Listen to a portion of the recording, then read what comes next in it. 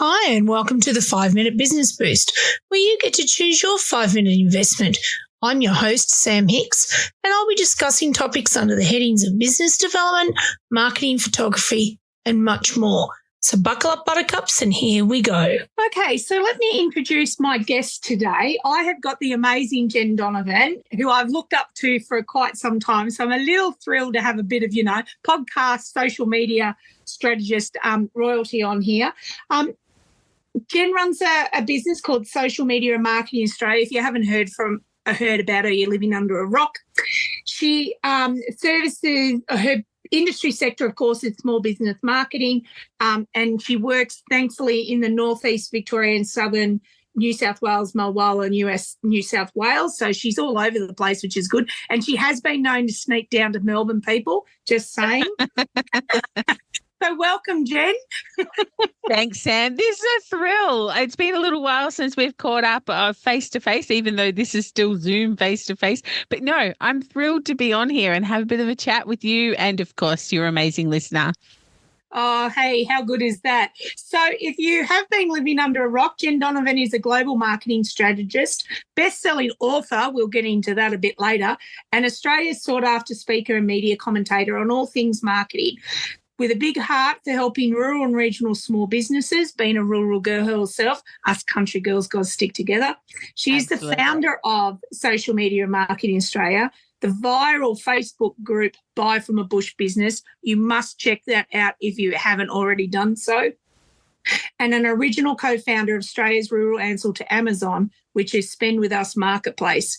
Jen offers her clients strategic and creative marketing and is renowned for making small business simple, which just happens to be the name of her super successful podcast, which we'll get into a bit later too. And the podcast is aptly called Small Business Made Simple, of course. Jen is a no-nonsense, fluff-free marketer and somebody you definitely want to know in business. And guess what the one wild fact is about our guest? Well, when I asked Jen this, in typical Jen fashion, she went, oh, crap, that's hard.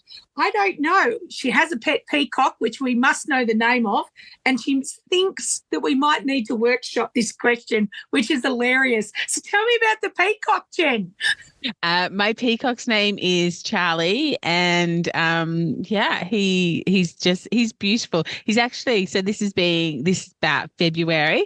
So peacocks lose their feathers about this time of the year. So my garden is just scattered with peacock feathers at the moment. I've had lady peacocks over the time, but they're just really silly. They nest on the ground, and of course, my hungry foxes just come and eat them. So I can't get any more female peacocks now until I can build up some sort of shelter for them or, some sort of cage. But Charlie, he's just beautiful. My husband hates him. He poos on his car. Never pooed on my car, though. So, that says something. So when he's got all his feathers, he must be glorious when they do that fan out thing. He's so glorious. He's so pretty. I just adore him. And I would sit out on so I live on a farm, in the riverine of New South Wales. And, I'll sit out on my veranda, and I feel so regal with this peacock that just walks by. And I'm like, oh, I could be in England. I'm very royal. I love it. So you've had a few peacocks over the years. Yeah, I have. Wow. I have. Yeah, I really want more. That's my, when they say, this is totally off topic. I'm so sorry. When they say you should get a hobby, well, I've said to my hobby is going to be birds. So I want ducks and geese, and I've already got chickens and guinea fowl and peacocks. But, I want to start up a menagerie or something like that. And that will be my hobby. Menagerie, I love it. We'll see. Instead of the crazy cat lady, you can be the crazy bird lady. I love it. Yeah. Who delivers eggs? The cat lady doesn't deliver eggs. I'll have eggs for everybody, all different shapes and sizes. I can see you running around with a big basket just throwing eggs out to people. I love it. Actually, on the marketplace on Spend With Us, there was a lady at one stage that had an egg apron. So you wore this apron and you could stick the eggs in individual pockets. So maybe I'll be the apron egg lady. You never know. It would have to be suitably branded, of course. Absolutely. Oh, dear. All right. So, Jen, how did your business journey begin and what is your why? Why do you do what you do?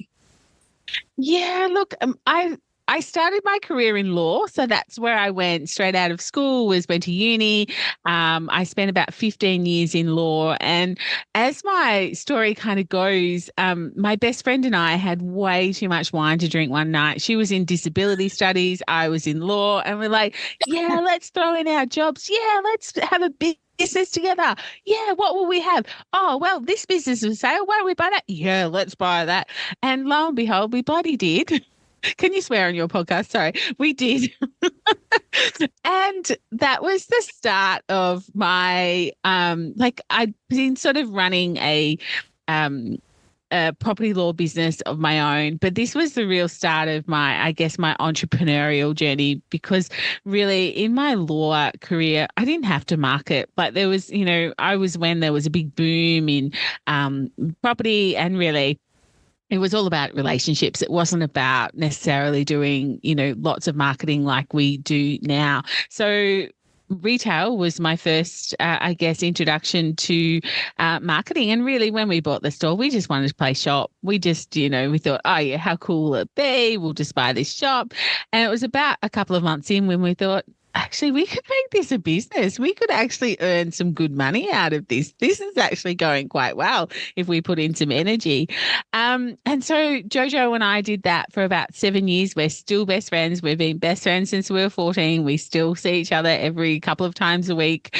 And after 7 years, we sold it. And it was kind of like, okay, I need to share with people, what I found out, what I knew about marketing a business in a regional or a rural town.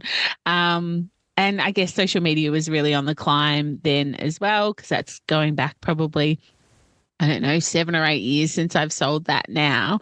But yeah, it was just that need to help other small business owners. People asked me all the time. I really hated that line of "you're so lucky." Oh, but you're so lucky. You've got a great business. You've got so lucky. You sold your business really quickly. And it's just like luck had nothing to do with that. Like, pretty much from week one of owning that business, we knew we would sell it. Like, we're not retailers. It wasn't our forever job. It was like a season in our lifetime type of thing. So we worked from day one to sell that business, as in, we built that email list. We built that social following. We built that loyalty program so that we had all these assets at the end to help us get a good price for our business that we'd built. So you really had kind of my why. Strategy. Yeah, you almost had an exit strategy within that business plan of opening that shop and then exiting. That's amazing. Yeah. Wow. A bit of more retail and now social media. Yeah, it's kind of a way I think I rule like most of my business life is start with the end in mind. So, it was kind of like we knew we wanted to sell it. So, if we get that line in, will that help us sell that business? If we rent this new building out, will that make us, more likely to sell? Like, it was kind of that end goal, whether it's selling or not, but having those goals to work towards for sure. Wow. So what has been the major challenge you've encountered along the way, and how did you overcome that challenge? I think I'm still overcoming the challenges. Most definitely. Look, there's, for me personally, I think the pandemic actually gave me a really great gift. And I think a lot of people who worked from home already kind of felt that coming out of the pandemic, as awful as it was in so many ways. But, 5 years ago, if you had have asked me, what I did, I would have been quite embarrassed to tell you that I worked from a home office on my farm running, a really successful marketing business. People wouldn't believe me. Whether it was my own self-belief or theirs, I couldn't tell you that. But I honestly felt like, if I wasn't from Melbourne or, a big city, people wouldn't take me seriously. Whereas now I feel it's kind of like my superpower.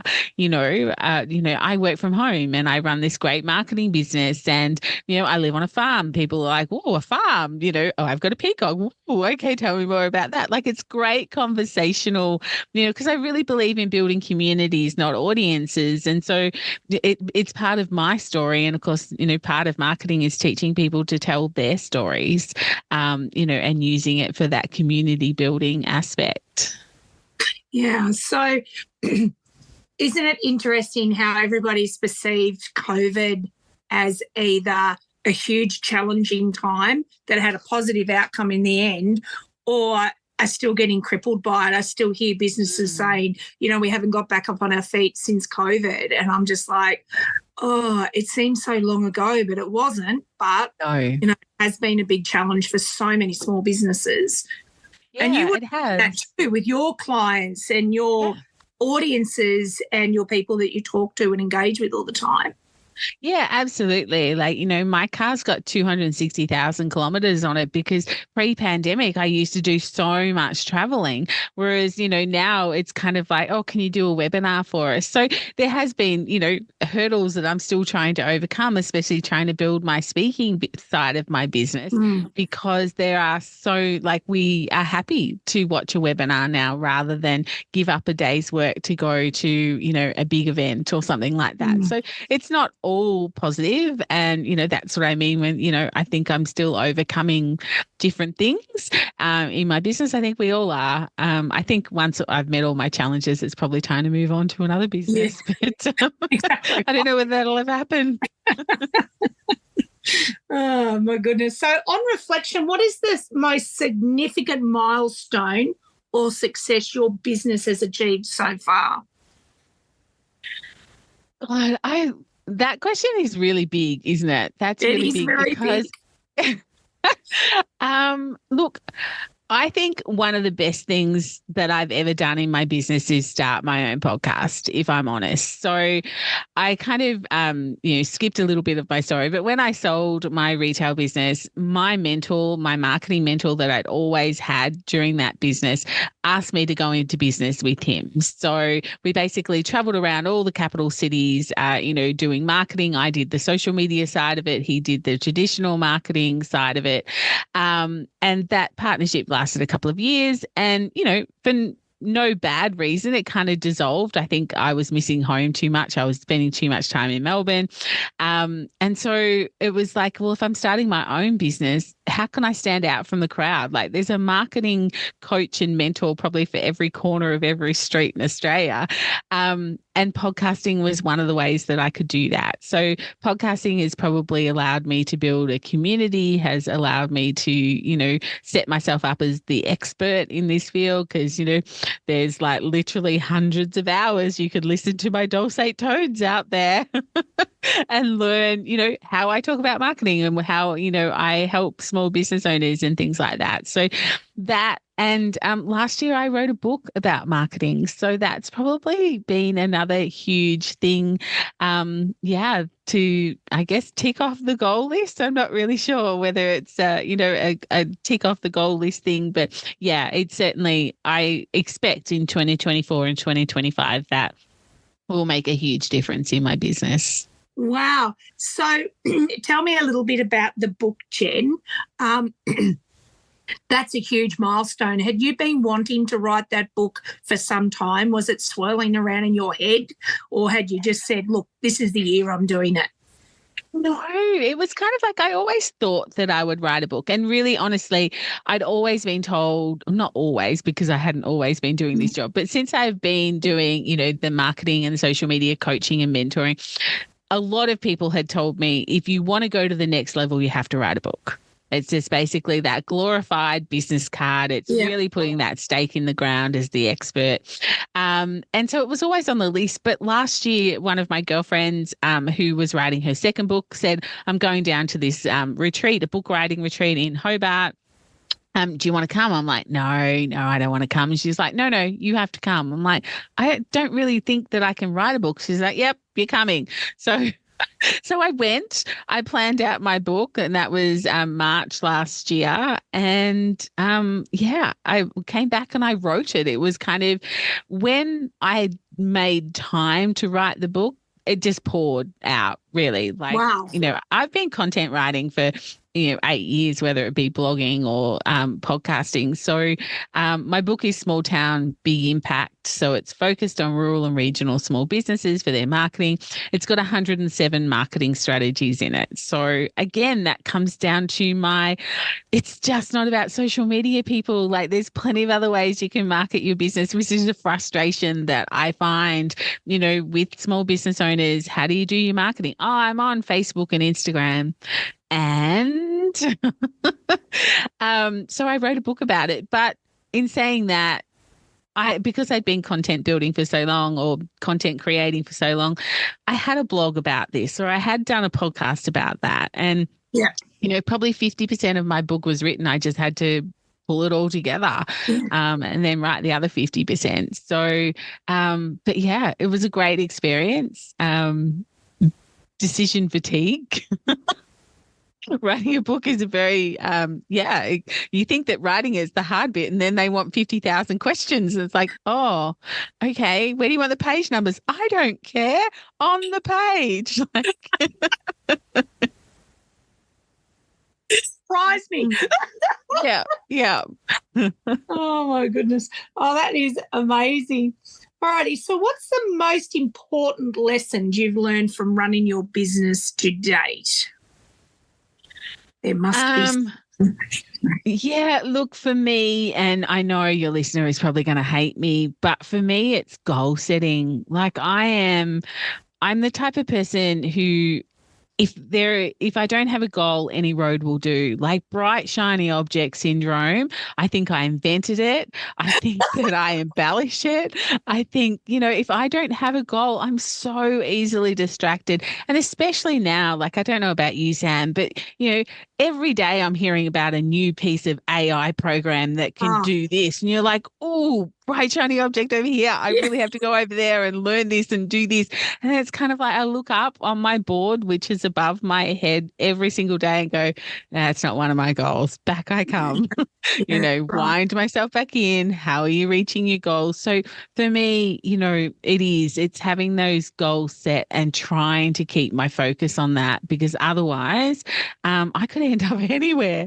Like, I really do get distracted very easily. So that's probably, I know people hate goal setting, and like, I don't go through a big process. There's half a dozen pink sticky notes up there. They're my goals for the year, and they're broken down into monthly goals or quarterly goals, and I try and stick to them.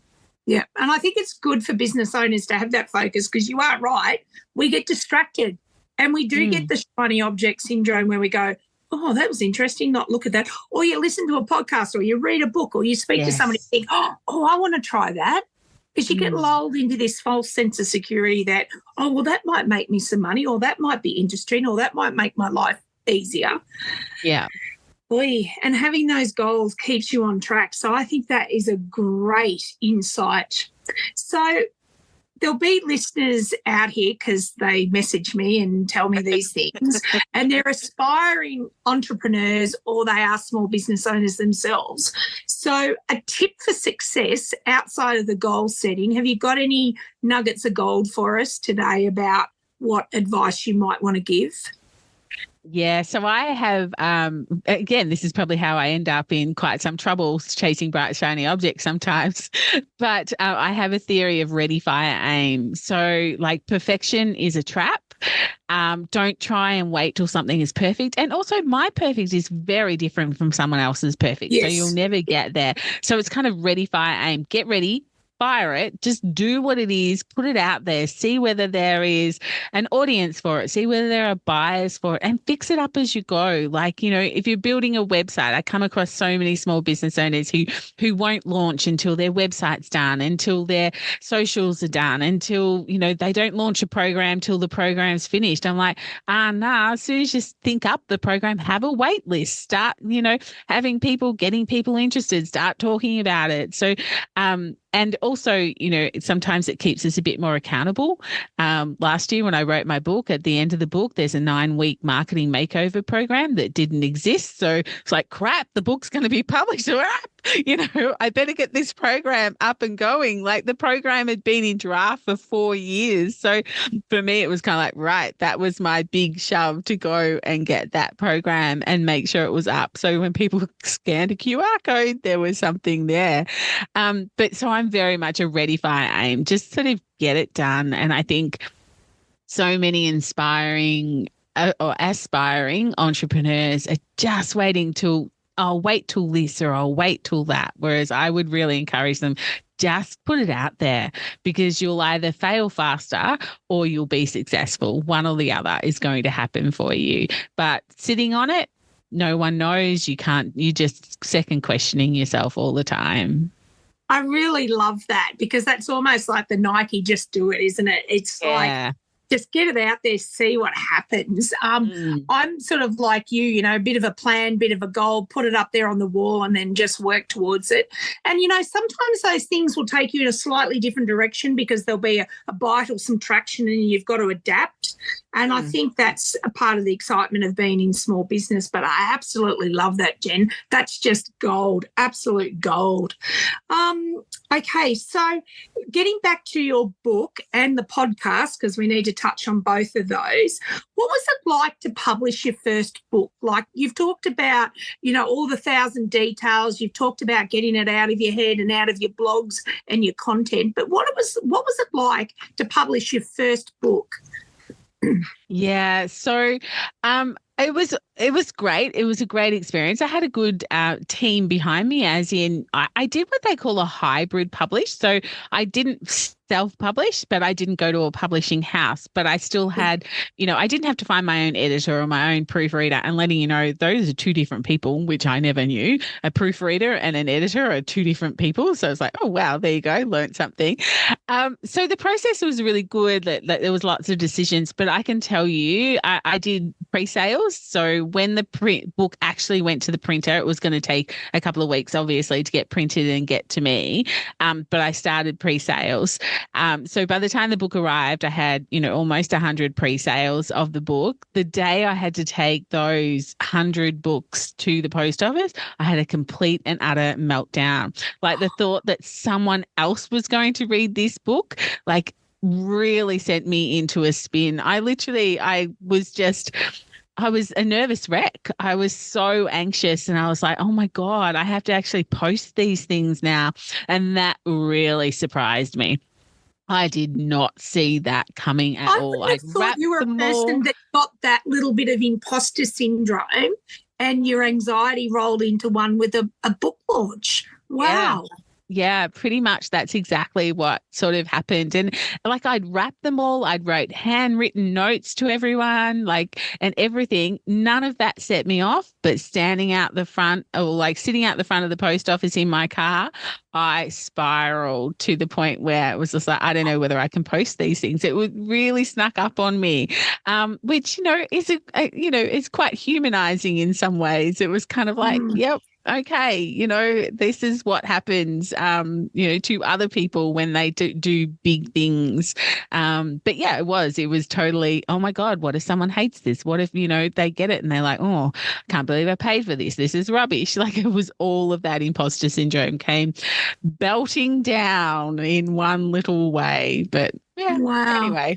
Wow. So where can people, our listeners, buy or purchase or get a copy of your book, Jen? Do you sell it direct? Yeah.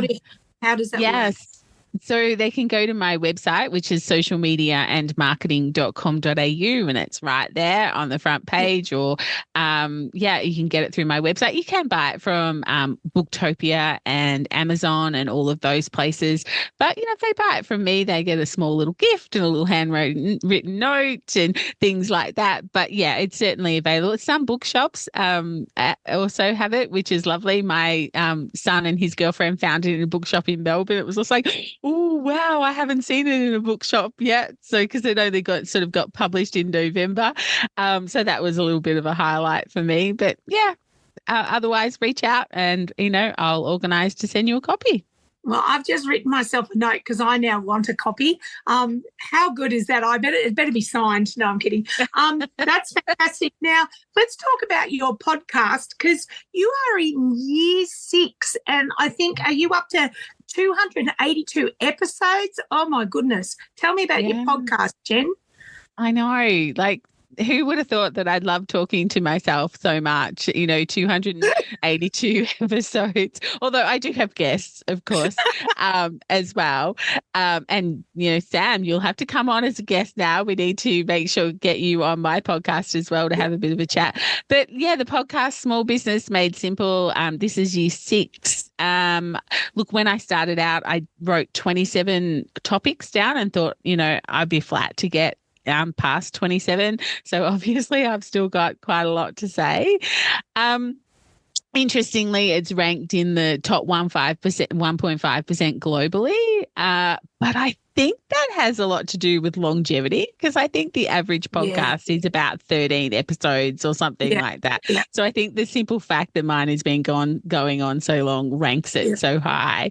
But look, it's great. I love it because I'm all about community building and I love a few people that have read my book, I remember Deb reached out to me and her biggest compliment was she read my book and she could hear my voice because she's been listening to my podcast for so long. She could literally hear me talking through that book. And I was just like, that is like the best compliment I could have ever have got. Wow.